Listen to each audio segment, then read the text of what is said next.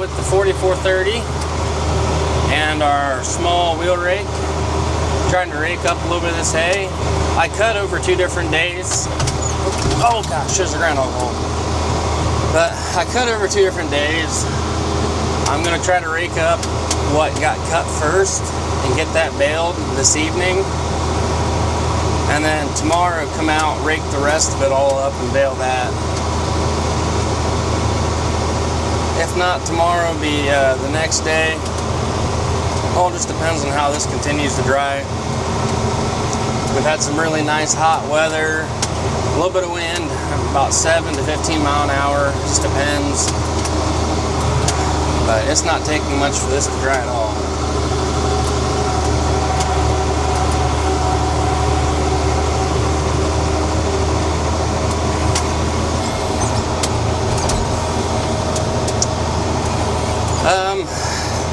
I'm using the small rake that I bought this winter on one of the local young farmers auctions. I'm not upset with how the rake's performing picking up the hay, but under my poor judgment, when I cut it, I laid it out pretty wide and I'm not quite picking up the whole row with the rake. I'm leaving about 1 foot on the ground, so when I flip it over, I'm flipping over the hay onto unraked hay. So I'm going back and basically raking everything twice, rolling it over once and rolling it over the last couple feet. I would have much rather gone back to the farm and switched out rakes, but I'm too far from the farm to do that right now. So we're just going to manage what we got today and probably use a different rake tomorrow.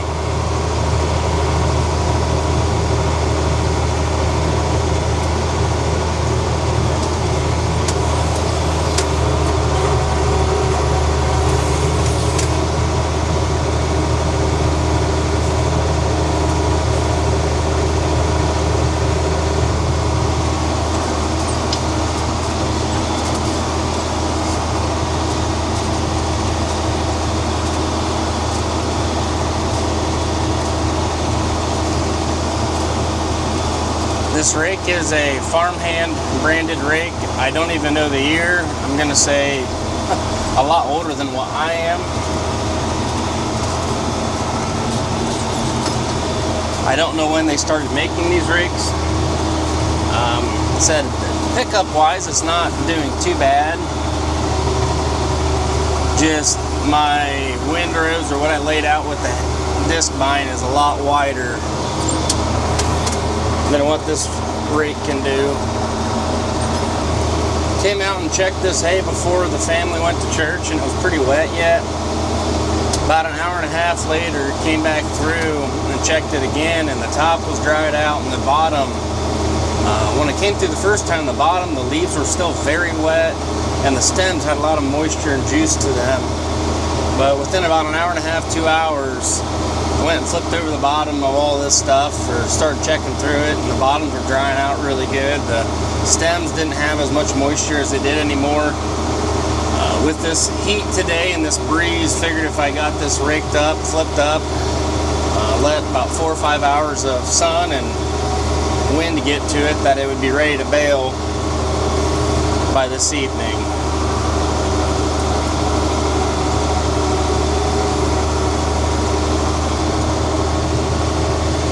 And now we're going over this row the second time.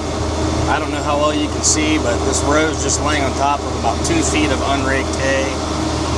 Tossing the top over and lifting up that last little bit of bottom and flipping it up with it.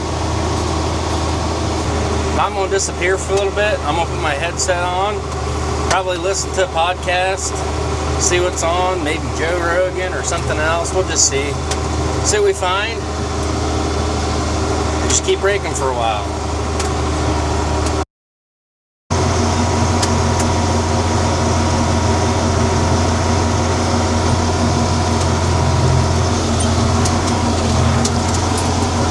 When I got to this field by this pond that we rent and checked the hay here, this stuff's already dry enough that I can bale it. That's been raked up. it might be too dry by the time we get back through here, so probably plan to bale this later this evening. Rake's working about the same as it was earlier. It's not wide enough for this, for how wide I set the disc bind up to lay hay out for drying. I'm regretting this now, but I'm learning how to use this rake, trying to figure out if I want to keep this rake or use it, or what it might be good for, if anything at all.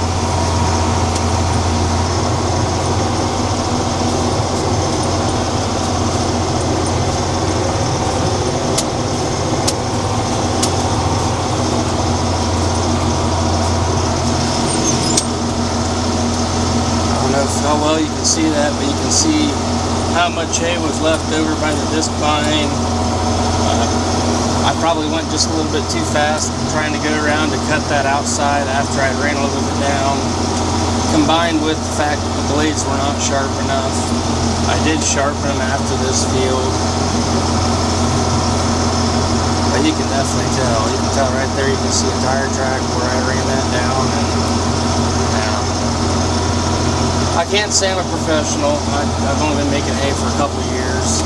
Every year with a little bit different equipment, and still learning how to use things effectively and what to do and how to do things best. We'll get better. Never fails for something interesting. A little fawn walked out, a little yearling. When I cut this the other day, I actually ran a fawn out of here. Nice healthy looking fawn, but definitely plenty of wildlife back here.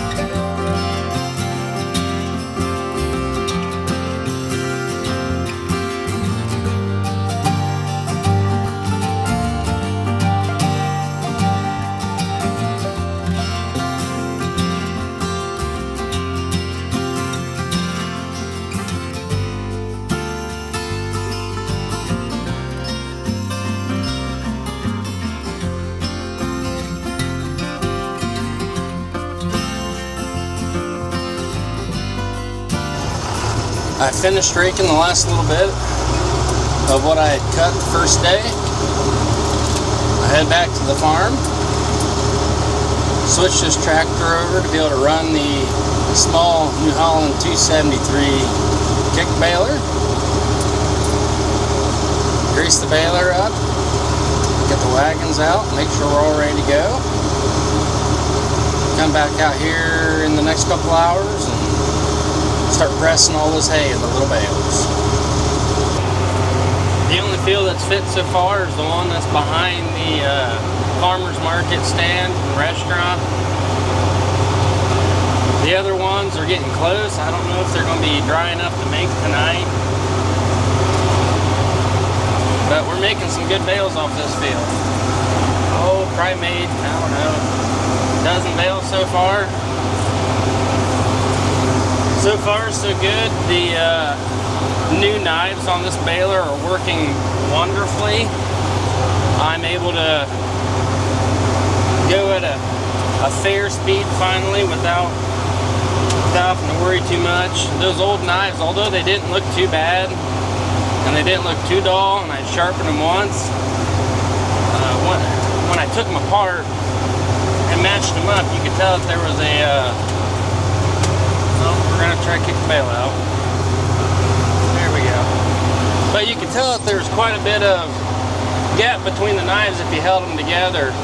Although they might have been sharp, the distance between the knives, the previous owner most likely had ground down the wrong side of the knife and actually increased the gap between the knives. And by doing so, didn't really give it much of a shearing action. They might have been sharp, but they weren't really cutting against each other. Imagine taking a pair of scissors, although they might be sharp, spread them out, put about a dime or a quarter between them, and try to cut something with them. They might cut, but they're probably not going to cut too well.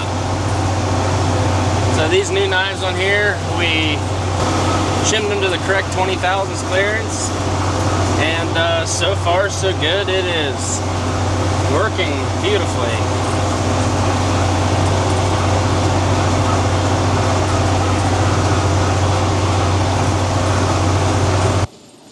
Come on, Sky.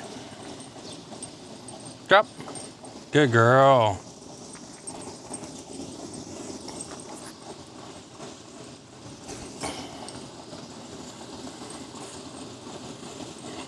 I got the 4430 hooked up to a different rake for tomorrow.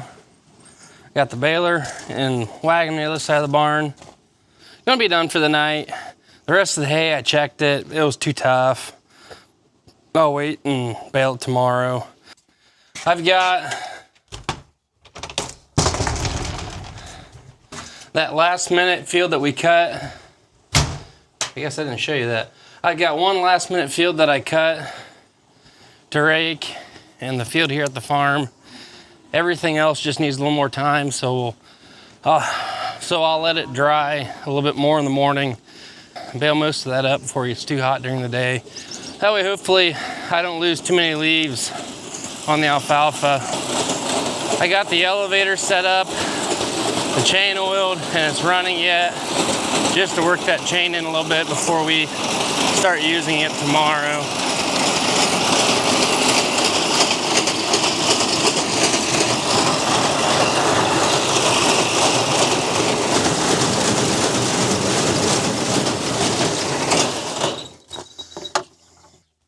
So at this point, that's going to be the end of this video. I'll do another video highlighting everything that we're going to do tomorrow. A lot of time spent with the kick baler, and maybe even just a little bit of us stacking in the barn here. I don't know how much I'll be able to get footage-wise of that, and it's pretty hectic when we're working up here. I'll try to get what I can, but we'll just see. But that's it for today's video, guys. Don't forget to like, comment, and subscribe. We can do a lot here, but we can't grow this channel without your help. Thank you, and have a good day.